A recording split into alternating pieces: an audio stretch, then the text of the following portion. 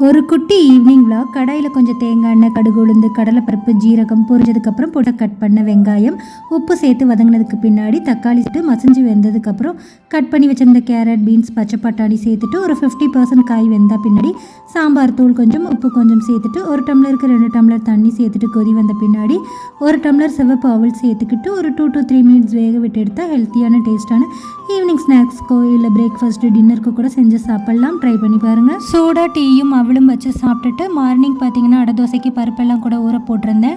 அது கூட கொஞ்சம் போல் இஞ்சி, வரமிளகா, பச்சை மிளகா, கொத்தமல்லி, கருகப்பிலை, கொஞ்சம் புதினா சேர்த்துக்கிட்டால் டேஸ்ட் நல்லாயிருக்கும். எப்பயுமே அடை தோசைக்கு நம்ம மாவு அரைக்கும் போது ரொம்ப புளிக்க விட்டுறக்கூடாது. உப்புமே சேர்த்து நம்ம கிளறக்கூடாது. எப்போ அடை தோசை ஊற்றுறோமோ அப்போ தான் உப்பு சேர்த்துக்கணும். ரொம்ப நேரம் புளிக்க விட்டுக்கூடாது. அண்ட் நைட் டின்னருக்கு பார்த்தீங்கன்னா இடியப்பம் பண்ணியிருந்தேன். அண்ட் மார்னிங் பண்ண கொஞ்சம் போல் சாம்பார் இருந்துச்சு. அதை வச்சு டின்னர் முடிச்சாச்சு.